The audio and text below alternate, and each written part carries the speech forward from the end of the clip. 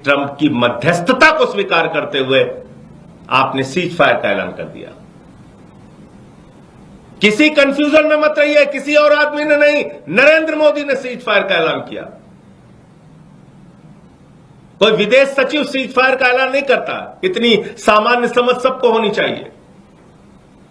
भले ही भक्त विदेश सचिव और उनके परिवार को गाली दे रहे, उनकी समझ छोटी हो सकती है, तो मोदी जी के भक्त गाली गलौज कर सकते हैं, लेकिन यह निर्णय नरेंद्र मोदी का था। नरेंद्र मोदी ने सीज फायर डिक्लेयर किया। और क्या कहा कल अपने संबोधन में मोदी जी ने कहा, जब पाकिस्तान ने हमसे कहा कि हम सैन्य दुस्साहस नहीं दिखाएंगे, आतंकवादी घटनाओं को अंजाम नहीं देंगे, तब हमने विचार किया सीज फायर के लिए, सीज फायर को स्थगित किया। आप पाकिस्तान पर विश्वास कर रहे हैं? अरे वहां के आतंकवादियों के सामने पहलगाम में हमारी बहनें हाथ जोड़ रही थी, हमारे सिंदूर को मत उजाड़ो, हमारे पति को मत मारो। वो खूंखार दरिंदे आतंकवादी तो नहीं माने। आप पाकिस्तानियों के कहने पे मान गए।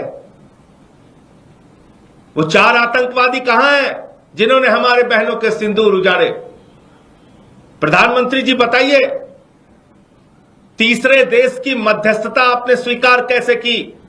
प्रधानमंत्री जी बताइए, जो आतंकवादी देश है, जिस देश के अंदर लश्कर तैयबा, लश्कर उमर, जैसे मोहम्मद, हरकतुल मुजाहिदीन, सिपाहे सबाहा, हिजबुल मुजाहिदीन, ये तमाम आतंकवादी संगठनों का सरगना है पाकिस्तान। आतंकवादियों का प्रमुख देश है पाकिस्तान। आतंकवादियों की पनाहगाह है पाकिस्तान। आप उस पाकिस्तान के ऊपर भरोसा कर रहे हो। और अमेरिका का राष्ट्रपति क्या कह रहा है? अमेरिका का राष्ट्रपति कह रहा है, भारत और पाकिस्तान दोनों महान देश हैं। अमेरिका का राष्ट्रपति कह रहा है, भारत और पाकिस्तान दोनों पावरफुल देश हैं। अमेरिका का राष्ट्रपति कह रहा है कि हमने व्यापार बंद करने की धमकी दी दोनों देशों को और सीज फायर करा दिया।